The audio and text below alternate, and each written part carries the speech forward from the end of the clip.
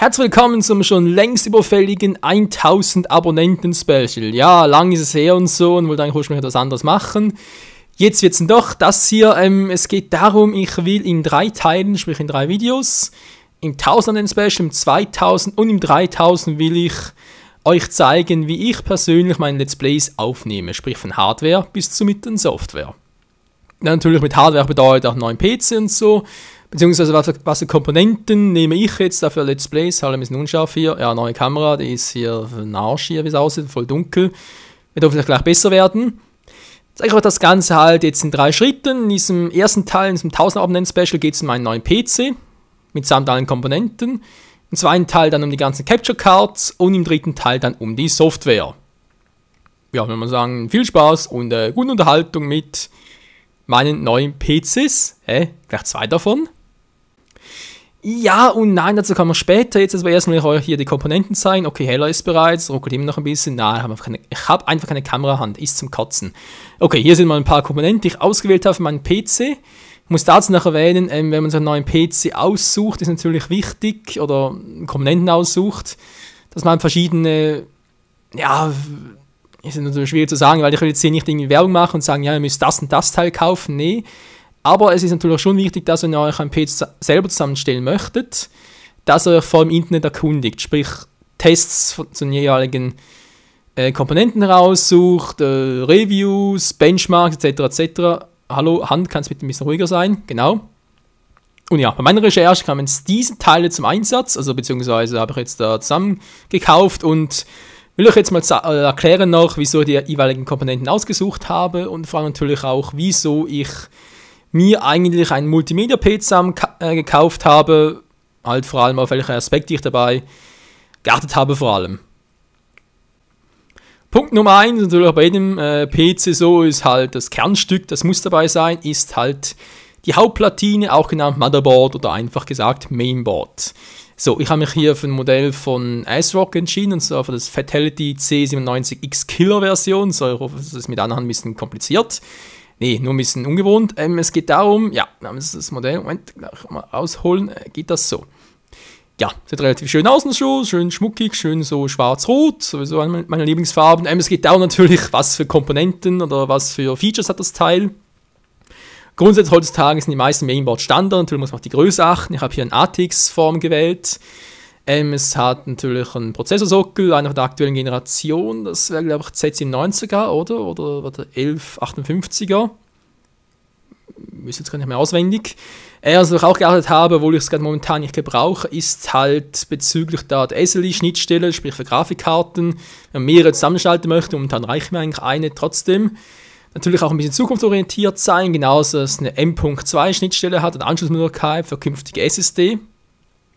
Und sonst halt genug Schnittstellen für Grafikkarte, TV-Karte, Soundkarte und so weiter und so fort. Prozessorsockel dürfte sagen, klar sein, die RAM-Blöcke genauso, halt 4 Stück, insgesamt 32 GB. Kann er draufpacken, mehr braucht es auch nicht. Also kann man keinen Rechner zeigen, der 24 GB RAM braucht. Da muss eine Maschine sein, ey. So, ganz kurz mal rausnehmen für die Front da vorne. So, klappt das einigermaßen? Ja, es klappt. So, hinten drum halt, ja, Standard eigentlich mehr oder weniger, USB 2, USB 3, LAN-Anschluss, lokale Soundkarten noch. Soweit mal dazu zu diesem Mainboard. Natürlich genauso wichtig, erstmal vor allem generell für den PC, aber vor allem natürlich für einen Gaming-PC, ist die Soundkarte. Nicht Soundkarte, sondern natürlich Grafikkarte. Ich habe mich für ein Modell von Asus entschieden, und zwar die GeForce GTX 780 Direct CU2. Und richtig ausgesprochen, ja, stimmt, so ein bisschen schwer das Teil. Ja, ist ein bisschen groß und so, aber gut, ja. Sieht so aus, relativ schmuckig und so. Wieso überhaupt genau dieses Modell? Mir war es wichtig bei der Wahl der Grafikkarte, erstmal das aktuelle Modell unterstützen, sprich aktuelle, ganz bisschen rausholen zum Zeigen. So, das heißt Lobbreit halt, damit HDMI, DisplayPort und VGA. Ups, kann man ein bisschen gewackelt. Erstens das mal, soll halt vor allem energiesparend sein. Es soll sogar noch 2 einmal einen 6-poligen, 8-poligen Anschluss, Stromanschluss noch. Ja, also wie gesagt, es soll vor allem stromsparend sein, sprich nicht viel Strom verbrauchen. Es soll wärmeeffizient sein, weil ich habe keinen Bock, dass mein Zimmer so eine Mikrowelle wird. Backofen wohl eher. Das ist noch eine Schnittstelle SLI, ist das, glaube ich, oder? Oder was hier bei Nvidia was anderes? Ne, war glaube ich auch SLI. Wie gesagt, das ist halt die Schnittstelle, wenn man mehrere Grafikkarten zusammenschalten möchte. Kann, glaube ich, aktuell Nvidia 2 miteinander zusammenschalten und AMD halt 3. Ja, dieses Modell, was war noch? Genau, Leistung natürlich, aktuelle Gamings, sprich HD, Full HD, natürlich 2K noch und es soll auch leise sein. Ja, man hat oftmals gehört, bei meinem Anno 1404 Venedig Let's Play war oftmals so laut der PC und das geht gar nicht. Also man natürlich auch wird darauf achten, dass das Ganze leise ist. Ja, was kann man sonst so sagen? Ist ein schönes Schmuckstück und so. Natürlich muss man auch auf die Länge achten. Ihr seht, das Teil ist relativ lang, wobei für heutige Verhältnisse eher kurz. Trotzdem, wenn ihr euch halt selber einen PC zusammenstellt, achtet bitte darauf, dass wohl das Mainboard die Länge unterstützt, aber natürlich auch das Gehäuse nachher. Sprich, dass ihr genug Platz habt, diese darin zu verstauen. Ja, ansonsten würde ich sagen, war es wirklich alles. Da noch die PCI EX16 Schnittstelle, also sprich, ist halt schon einen großen Slot hinein beim Mainboard, hat ihr vorhin gesehen, in 3 roten. Aber sonst sieht es noch cool aus. Ja, wie gesagt, wenn ihr da halt mehrere Grafikkarten zusammenschalten möchtet, 2 Stück und so, momentan eher unnütz, weil wozu brauche ich 4K und noch mehr Power? Hallo, ich habe 2 24 Zoll Bildschirme, da reicht mir 2K. Wäre das fast schon so viel. Wie auch immer. Sagen wir mal dazu, wieso ich dieses Modell gewählt habe, wenn es ein bisschen teurer war als vielleicht andere Modelle, die gleich viel Leistung gehabt hätten, aber halt nicht diese Spezifikation wie im Wärmeleiten, also wärmesparend, energiesparend und vor allem so gut es geht leise. So, kann man ganz kurz hier wegpacken. Das nächste wäre dann wohl die Soundkarte. Ja, natürlich fast schon genauso wichtig für ein Game-PC wie die Grafikkarte, wobei natürlich nicht genauso wichtig, aber egal. Ganz ehrlich, Leute, ich brauche da soundmäßig nicht sehr viel und deswegen dachte ich mir, komm, brauche ich 7.1, was sonst alles gibt? Nee, 2.1 will man theoretisch reichen. Die Soundkarte hier wird sogar 5.1 unterstützen. Es ist ein Modell von Sound Blaster, also sprich natürlich Creative. Sound Blaster ZX Modell. Das deswegen links habt ihr gerade die Soundkarte selber gesehen und rechts hier ist es irgendwie, ja, soll irgendwie so eine Art Schallpult, nicht Schallpult, sondern eher ein Pegel sein halt, wo ich unterschiedliche Mikrofonmodelle und Kopfhörermodelle anstecken kann. Soll vor allem halt für Videoaufnahmen so, soll es relativ günstig, also relativ praktisch sein, deswegen dachte ich mir, ja komm, für Let's Play, das kannst du ruhig mal mitnehmen. Vielleicht kann das ganze Teil ja dich noch irgendwie überzeugen. So, jetzt spielt es natürlich wieder etwas doof. Ja, so ist es besser, war. Ja, seht es besser. Aber irgendwie schon verrückt, wenn man sich so überlegt, ja, die Soundkarte da links. Und dann da der Geräuschpegel oder der Verstärker da rechts. Ziemlich klein, trotzdem Karten, die Verschachtelung so gigantisch Ausmaß, da kann wieder alles auf den Müll. Ach, meines Kind, ey, alles voller Plastik, alles voller Karton. Naja, geht Schlimmeres, wa? Da steht sogar noch was High Performance Gaming and Entertainment Audio. Ja, das wirklich so ist. Das sehen wir dann nachher. Ja, genau, doch. Doch, ist nur so weit. Sehe ich gerade hier knapp durch. Nur so eine kleine Soundkarte, trotzdem sieht sie noch cool aus. Ja, nehmen wir doch mal den Prozessor, ein Intel Core i7 Prozessor. Nun gut, man ganz ehrlich, Prozessoren heutzutage auch Standard relativ, alle Modelle. Muss einfach halt darauf achten, von der Chiprate her, vom Satz her natürlich, dass genügend schnell ist, genügend Power hat. Kann auch verschiedene Tests im Internet nachlesen. Und natürlich auch vom Sockeltyp, da sieht man es auch da, LGA L50, genau, das halt vom Sockeltyp genau aufs Mainboard passt. Nicht irgendein anderer Sockel ist und so, das wäre ein bisschen unpraktisch. Für den Prozess natürlich genau für die Leistung selbst. Ja, sonst nicht viel sagen. Ich glaube, theoretisch wird es sogar für meine Zwecke nie 3, die 5 Prozesse reichen. Aber wie gesagt, weil sie auch Multimedia haben, vielleicht sogar nach virtuellen Maschinen und so darauf noch testen alles, in einer Prozess in einer Ansicht. Und deswegen wird wohl ein i7 mit 4 physischen und 8 virtuellen Prozessoren, Kernel wäre natürlich schon vom Vorteil. So. Das auch mal, sind wir direkt das nächste, die RAM mal, war? Ne, Moment mal, wenn wir natürlich schon bei der CPU sind, natürlich mal direkt noch zum Kühler wechseln. Ja, das ist genauso wichtig und hier gibt es ein paar Dinge zu beachten. Wir haben mich hierbei für Be Quiet entschieden, also Modell von Be Quiet, Dark Rock Pro 3. Der hat 250 Watt, natürlich nicht gerade weniger, aber trotzdem dürfte es eigentlich relativ gut rein. Haben wir auch verschiedene Tests durchgelesen und so dazu. Ja, wie gesagt, von der Größe her und so, mein Prozessor ist Prozessor, in allen die gleiche Größe, von dem her ist nicht unbedingt das Problem, aber halt von der Höhe des Kühlers selbst, weil auch das muss halt ins Gehäuse reinpassen, deswegen muss man da auch ein bisschen das Ganze abschätzen können und nochmal genauer nachmessen. Ja, deswegen meine Wahl ist auf den gefallen.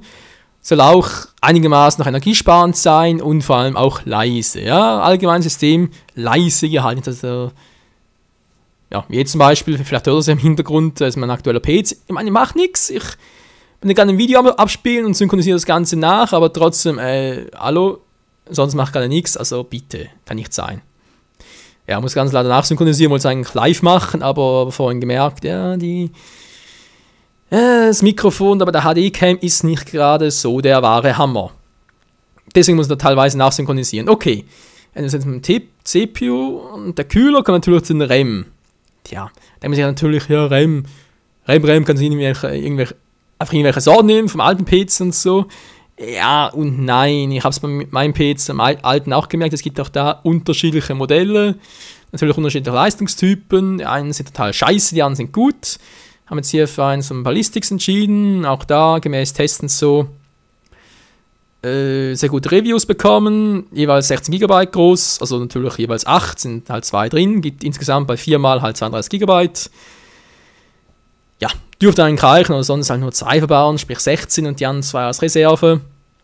Man weiß ja nie, was uns alles passiert, war nicht, dass irgendwie plötzlich ein Modell fehlerhaft ist und so, könnte ja auch passieren, dass irgendwie ein RAM-Block fail ist.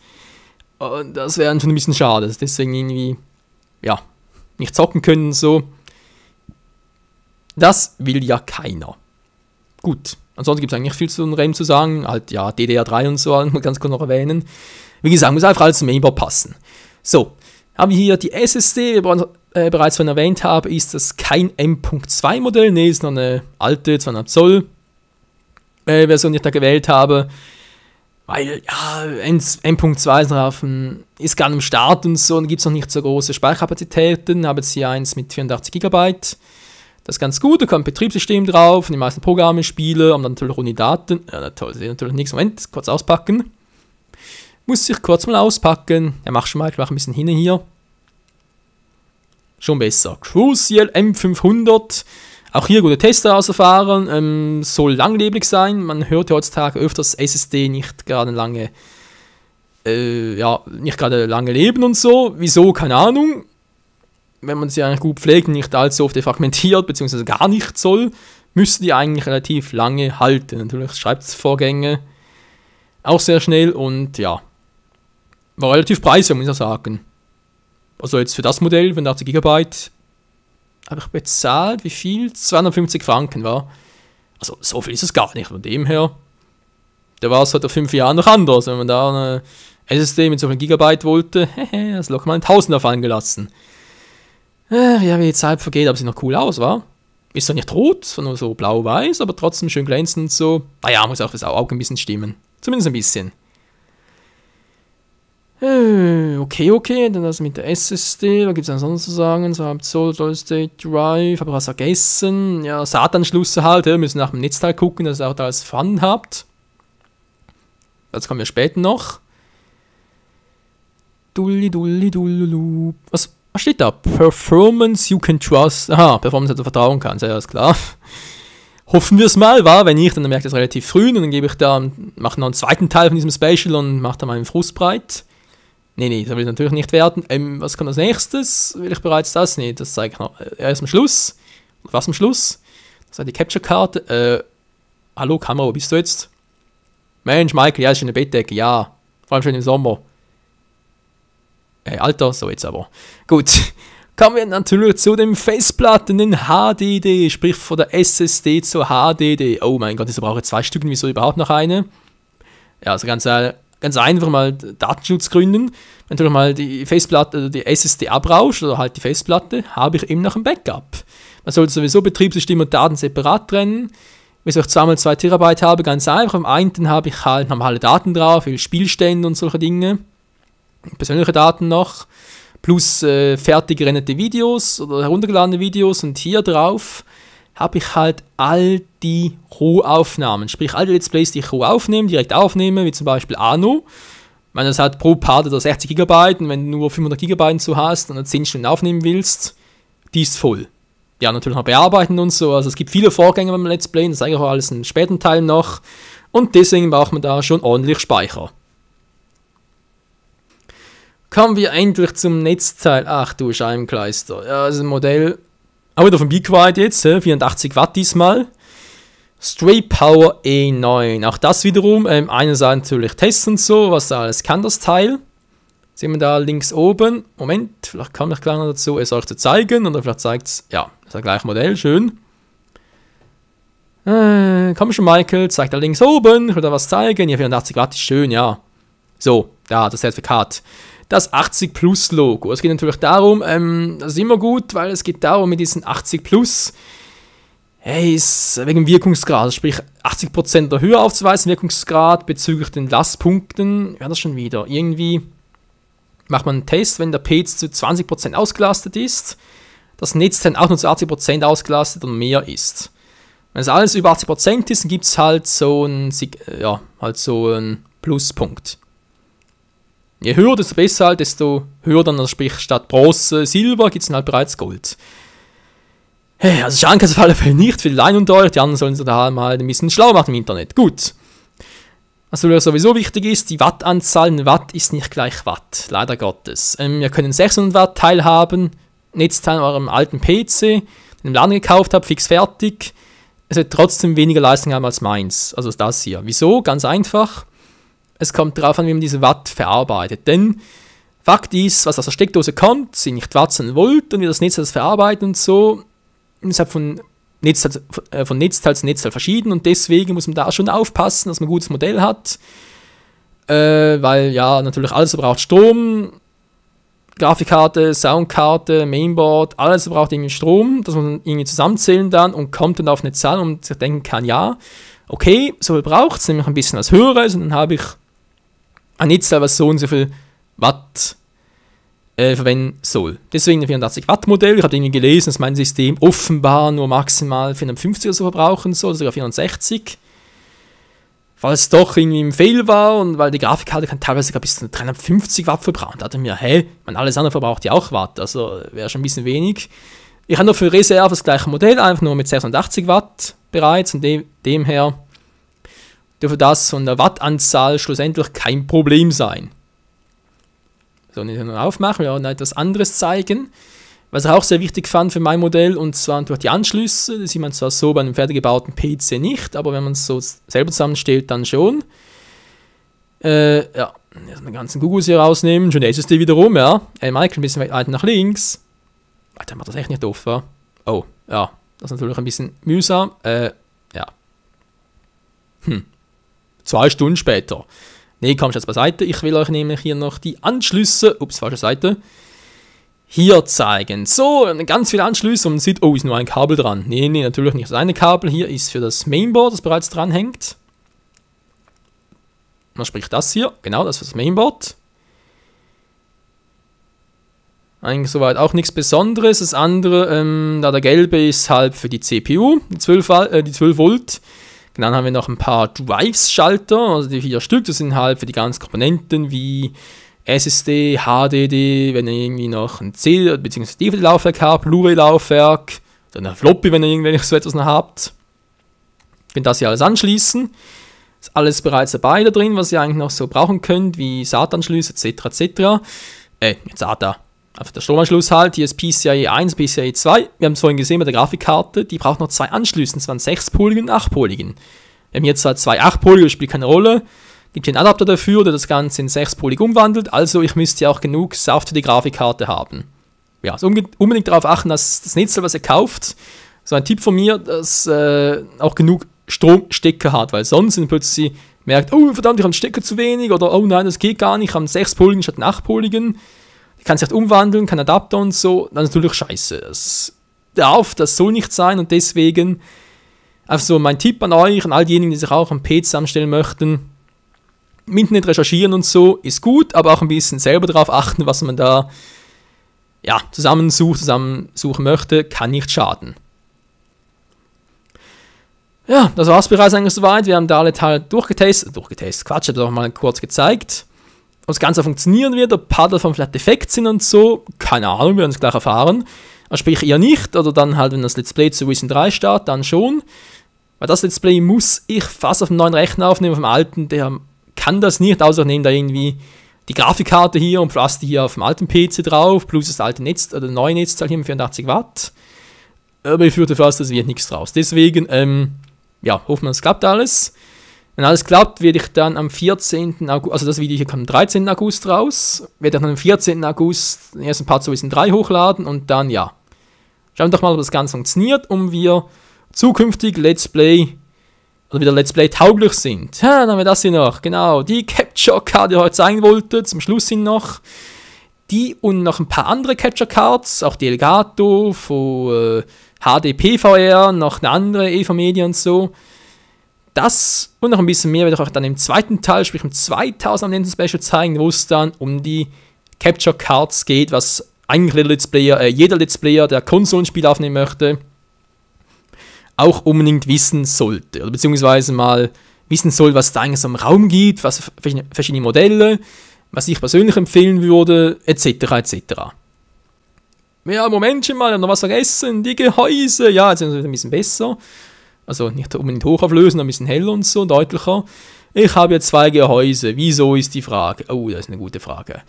So, ihr seht, links und rechts haben wir jeweils ein Modell. Das rechte sieht ein bisschen brav aus, linke ein bisschen cooler, sag ich jetzt mal, weil es ja so ein Storm Enforcer war, sie im Storm Enforcer, Cooler Master Enforcer, genau. Ja, kann ich richtig aufmachen, doch geht natürlich schon. Problem ist, ganz kurz noch eine Shakun T9 Well-Version. Ja, Problem ist, das ist mein Fehler, ich habe vergessen abzumessen. Und zwar die Dimension des Gehäuses in meinem PC-Ecktisch und ich fürchte, er ist zu breit. Ja, dürfte 1,2 mm zu breit sein. Unglaublich, war.